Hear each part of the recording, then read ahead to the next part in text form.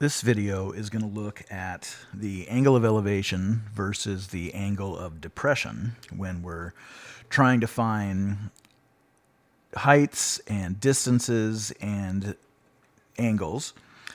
And this one confuses a lot of people because of where they look at the angle, where they measure the angle from.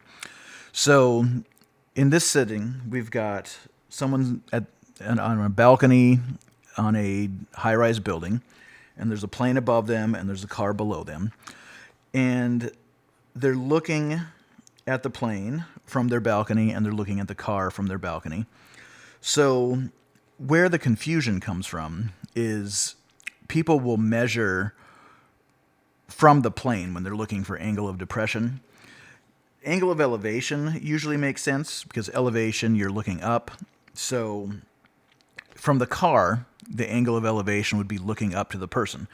But the angle of depression, they would be looking at the plane and measuring down. So where they might make a mistake is measuring this angle from the plane straight down. The angle of elevation and the angle of depression always are measured from the horizontal line. So we're always looking straight out. So if you were looking at it on an X and Y coordinate plane, you're always measuring your angle of elevation and angle of depression from the x-axis, from the horizontal axis. So if we wanted to figure out the height of the plane or the distance and we were given the angle of elevation,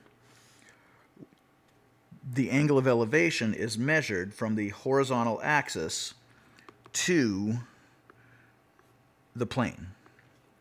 So the person's looking up. There we go.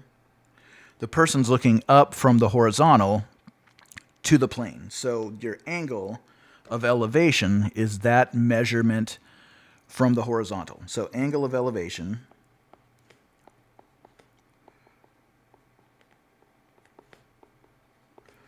is measured from the horizontal line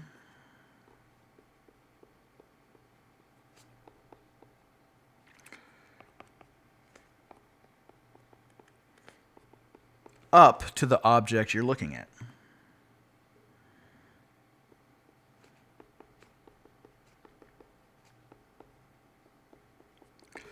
So then we could figure out how high the plane is, and then if we were trying to figure out the total elevation, we would add the elevation from the ground up to your balcony. So then angle of depression, if it's not measured from the object down to the vertical line, it's also measured from the horizontal down to the object you're looking at. So we're still going to be measuring from our horizontal looking straight out, but now we're going to be looking down to the car.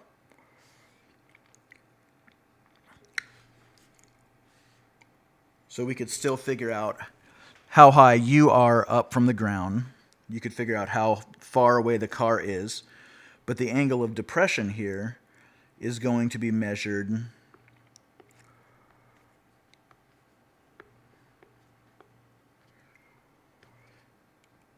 from the horizontal down to that line going to the car.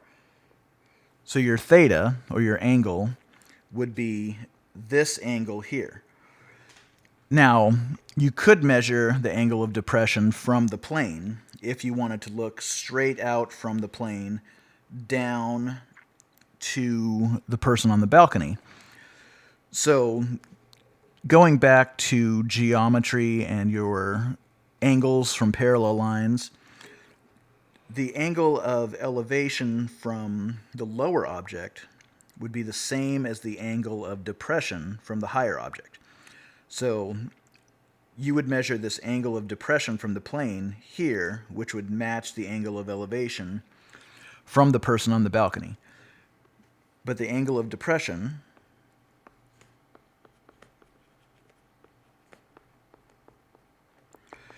measures from the horizontal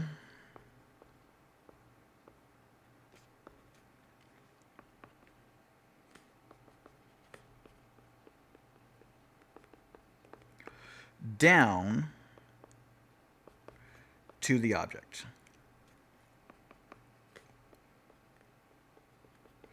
And so then that would set your angle and determine your opposite side, your adjacent side, and your hypotenuse.